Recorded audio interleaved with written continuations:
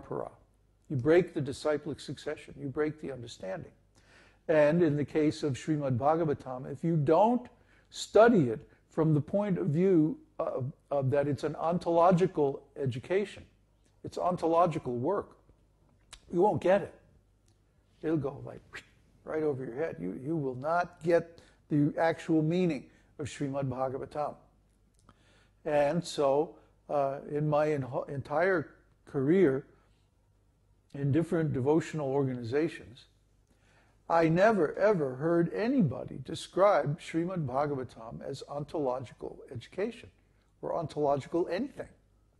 Yet, when I went back and read Srila Prabhupada's original description of Srimad Bhagavatam, I went, yes.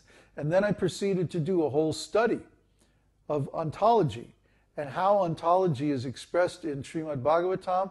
And this opened up a whole world of understanding that was sealed without that knowledge. So just see, when the when the parampara remains intact, it's possible to understand everything very clearly. And it's very rich and valuable and powerful knowledge. But when the parampara becomes broken, because people think that they know better than the guru, that they can change the guru's words, they can edit the guru's books, they can change his instructions and manage things in a different way, everything becomes broken. Everything actually becomes useless. So this is our experience, that these people who think they know better than the Acharya and they go on changing his words and change the meaning of the books that he writes, actually they lose everything. They lose everything because their attitude is wrong. It's not surrendered. It's not just pass on the actual understanding of the scriptures. And therefore, they cannot actually represent the Acharya and they fall down. So, microphone keeps getting in trouble here. Sri Chaitanya Mahaprabhu recommended that one learn Srimad Bhagavatam from the mouth of the self-realized person called Bhagavatam. Bhagavata means in relationship with the personality of Godhead, Bhagavan. So the devotee is sometimes called Bhagavatam. And the book which is in relation with devotional service to the Supreme Personality of Godhead is also called Bhagavatam.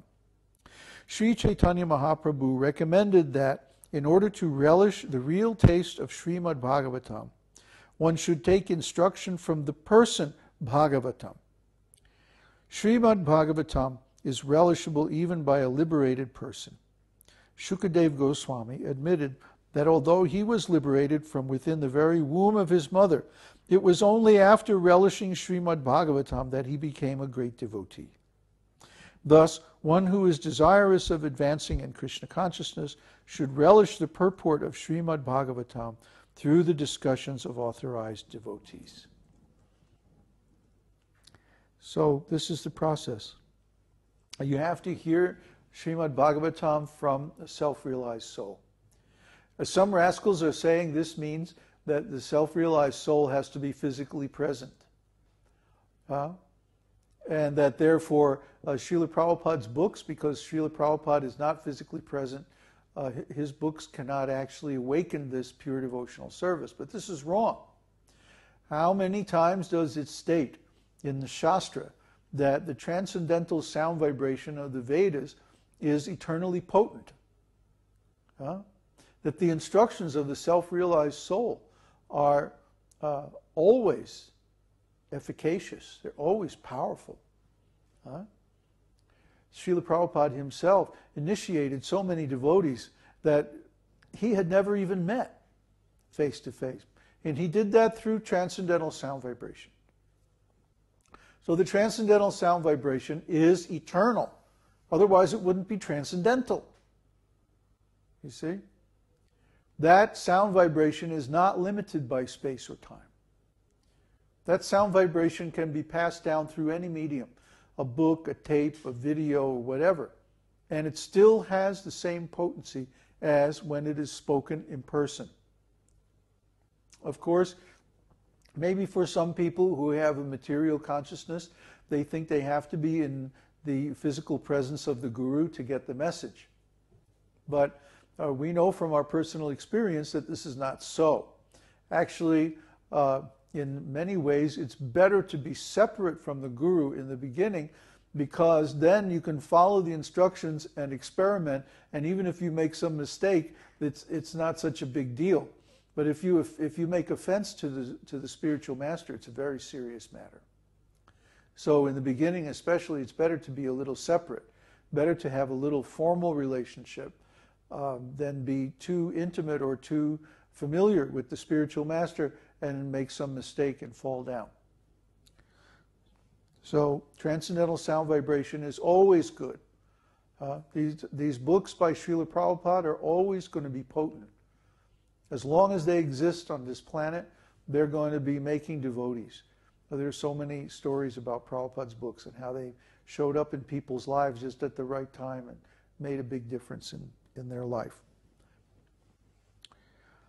In Srimad Bhagavatam, 2nd canto, 1st chapter, verse 9, Shukadeva Goswami admits that although he was very much attracted by the impersonal Brahman, when he heard the transcendental pastimes of the Supreme Personality of Godhead from the mouth of his father, Vyasadeva, he became more attracted to Srimad Bhagavatam.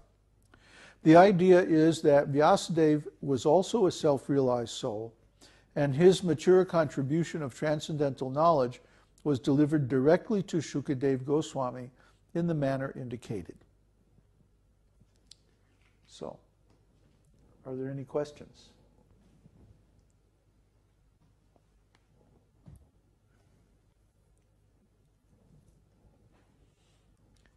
You had a question. This evening? Yeah, this evening. You had some question about prayers by the personified Vedas. Yeah, so in that chapter, it begins with Parikshit Maharaj asking Shukadeva Goswami this question, that if the absolute truth is transcendental, then how can some material vibration and the use of the mind and intelligence, which are also material, be used to approach transcendence? And then Prabhupada says that this question is basically about whether the absolute truth is personal or impersonal. Right. And I wasn't very sure of how the connection was made. Oh boy. Well, he's asking for on behalf of the rascals. You see, the rascals, they see this material world with their senses, and they say that nothing else exists except this material world, because that's all we can see. We don't see anything else. We don't see any God. We don't see any soul. We don't see any spiritual world. You know, what are you talking about? All that exists is this material world. Like in Bhagavad-gītā, the demons say that this material world is everything, and its only purpose is sense gratification. They think like that. So they think that the mind, the intelligence, and words and everything like this are all material. Maybe they are in their case. But in the case of a devotee, because a devotee's words, mind, intelligence, and actions and so on are engaged in the service of the Lord, they become transcendentalized. Just like prasadam. Prasadam starts out as ordinary food. But then because it's brought into the proper relationship with this personality of Godhead, it becomes spiritualized.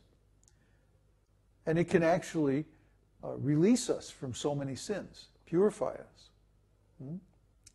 So the words in the Vedas and other works of the same type are not material at all. They're transcendental. This is discussed very deeply in Vedanta Sutra. Because the rascals, they say that the supreme absolute truth cannot be described in words.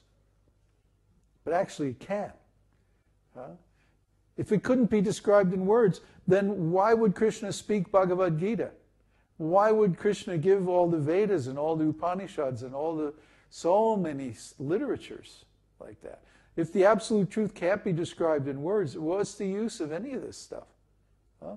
So maybe it can't be fully described in words, but at least it can be described to some extent or pointed out. Huh? If somebody says, oh, how do I get to Pukan? And I say, well, go out the front door, turn left, go out the driveway, through the gate, and then turn left again and go down the hill until you get to the center of town.